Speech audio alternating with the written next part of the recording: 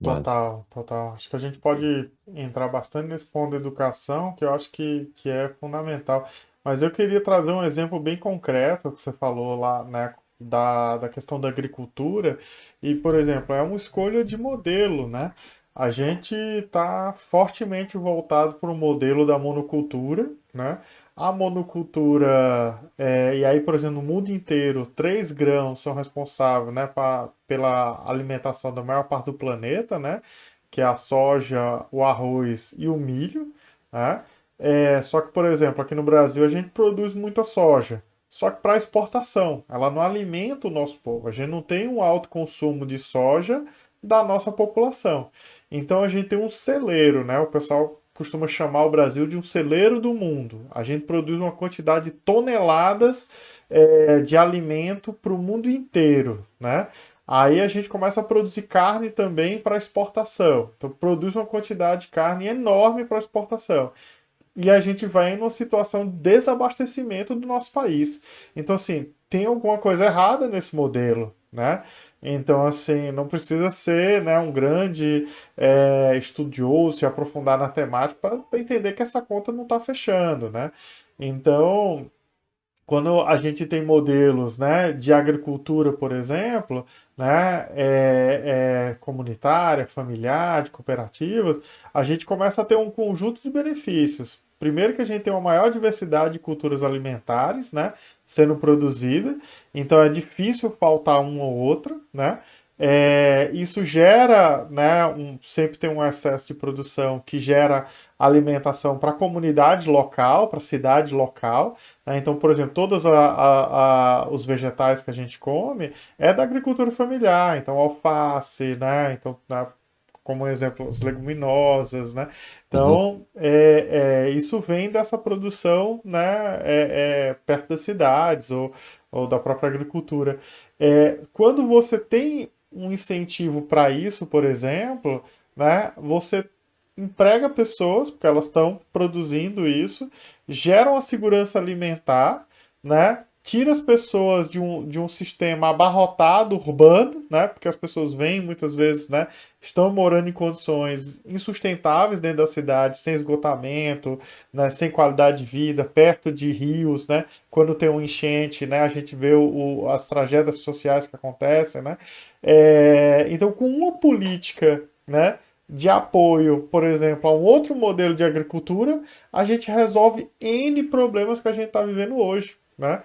E é só um exemplo, né, de como isso tem um impacto profundo, né? A outra coisa que eu queria falar é só a questão do sistema, né? Se a gente pensa num sistema linear, que aqui eu extraio de algum lugar, né, um material, passa pela fábrica, né? Transforma num produto, eu vendo, né? Aquilo é consumido e depois é jogado fora, né? É assim que a gente pensa, né? E quem está pegando esse material da natureza ou está transformando num produto, ele não tem uma responsabilidade com o produto final. Ele já recebeu o lucro dele, já fez a atividade dele e aí, né, lava as mãos dele. Mas o que, que acontece com o produto final?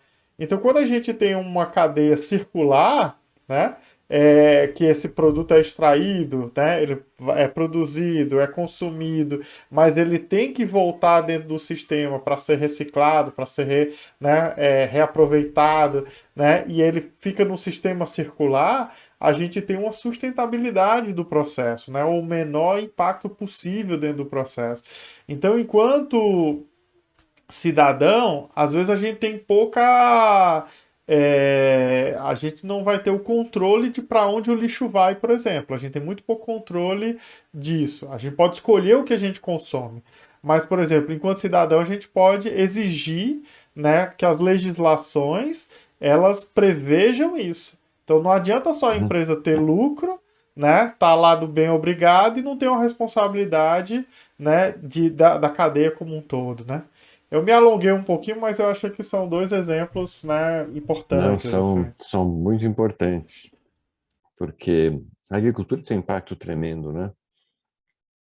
Ah, e ela é super importante, né? A gente não vive sem o que. Mas, de fato, o modelo, todos os modelos precisam ser mudados, né? Mas pegando o exemplo do modelo agrícola, por exemplo, né, de fato, em muitos países, bom, vamos ficar no nosso, né? O modelo é esse modelo que privilegia a exportação, né? Porque ele supostamente, né, o que ele faz é ele gera divisa, né, gera recursos, gera dólares que podem ser usados depois aqui dentro para outras atividades, né? Então, exportar é importante porque é uma forma de você fazer caixa para investir em outras coisas, né? Tudo bem, isso é verdade, nós precisamos exportar, né? Todo país vende alguma coisa para algum outro país para poder comprar alguma coisa que o outro país ou outros países têm que nós não temos. Então, é importante. O problema é esse desbalanço tremendo, né? De um lado, você estimular muito mais fortemente essa agricultura exportadora, não vou nem falar da questão ambiental, a gente fala em seguida, quando devia estimular muitíssimo também, na mesma medida, no mínimo, essa pequena agricultura que é, como você falou, quem nos alimenta, né? O que a gente come no dia a dia, arroz, feijão, abobrinha, abóbora, verduras, etc. Isso não é, né, arroz médio, né?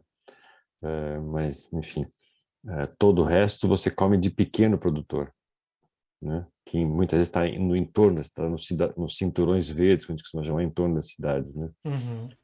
E tem uma importância tremenda, né? A produção disso. Elas empregam muita gente, elas também têm problemas, não são isentas de problemas, do ponto de vista de produção, né? Não necessariamente elas são produções com práticas Sustentáveis, né? excelentes, assim, sustentáveis, né? Muitas até a questão do uso da água nelas é uma questão complicada às vezes, né? Mas, enfim, está mais sob o controle, talvez, né? E, de todo modo, precisa ser incentivado isso, né? Porque emprega mais gente, né? E porque é básico para a segurança alimentar, né? O modelo exportador, ele é importante, como eu disse, porque nós precisamos ter recursos também para poder, uma base de troca para comprar outras coisas, né? Mas o problema é essa ênfase tão grande nele, e também o fato de que nesse afã aí, nesse ímpeto de exportar muito, muitas vezes se fecha os olhos para as práticas que esse modelo adota, né? Que é monocultura, são largas extensões de terra, né? Pouco entremeadas com biodiversidade, com áreas naturais, né? Que protegem, né? Invadindo beira de rio, por exemplo, não respeita o Código Florestal, né? Enfim, o uso mais intensivo de produtos químicos, seja fertilizantes, seja os agrotóxicos, né? Então, tem vários problemas nesse modelo. Não dá para, de uma hora para outra, você dizer, a partir da manhã a gente não trabalha mais assim. Não dá, né? Mas dá para ter uma transição. Assim como não dá para dizer, a partir da manhã não se usa mais gasolina. Não dá. A partir da manhã não dá, nada é Sim, assim, sim. né? Então, mas dá para, vamos fazer essa transição desde já. Desde lá atrás podia ser, né? Mas já que não Uhum. fez, como é que a gente transita, né? Transiciona, muda para um modelo que seja mais equilibrado, né? E de novo, né? Nós temos um papel importante nisso, né? A gente, como consumidor, tem um papel importantíssimo. Eu queria depois destacar muito essa questão da mobilização social, né? Nós Uhum. vivemos uma era dessa. Nós aqui conversando e os nossos colegas e nossa audiência vendo a gente, né? Isso é um poder tremendo. Mas só para ir para o outro ponto que você falou, que era, me perdi aqui, justamente desse da cidade, né? Do pessoal que consome, né? É isso, a gente tem um poder tremendo de ditar, né? Não só de exigir que o governo atue, e é importantíssimo eleição, né? Importantíssima eleição. A gente está muito mal servido de maneira geral, né? Muito mal servido, né? Uhum. Mas a gente tem que insistir nisso, né? Cobrar das pessoas. E mesmo que está mal servido, foi eleito e não era o que eu queria, tem que continuar pressionando, né? Cobrar, né? Aí que eu vou fazer então esse link para a questão dos movimentos sociais, né? O movimento social também tem uma expressão que no Brasil está muito amarrado, né, com alguns movimentos sociais, né? Então, falar assim, sociedade civil. né? Hum, Prefiro sociedade civil, né? Que eu falo sociedade civil, estou dizendo a gente aqui, estou dizendo um grupo de WhatsApp, estou dizendo, entendeu? Você com esse teu papel de divulgador na internet, entendeu? Então, a gente tem um papel importantíssimo nisso. Eu acredito demais no papel da sociedade civil como transformadora, porque uhum, afinal tem que vir dela. Poderia vir também de governo se nós tivéssemos governos esclarecidos, né? Se as pessoas que a gente elege tivessem esse esclarecimento intelectual, né? Tivessem uma visão de país, de cidade, de estado, que não tem, né? Talvez raríssimas exceções. Então, como nós estamos nessa situação, nos resta nós agirmos, né? Então, nossos grupos sociais, né? Quaisquer que sejam esses, né? Um condomínio, um grupo de bairro, um grupo de pesquisa como o nosso do Planetária, né? Grupo de mães, né? Grupo de adolescentes. Então, você vê isso acontecendo cada vez mais.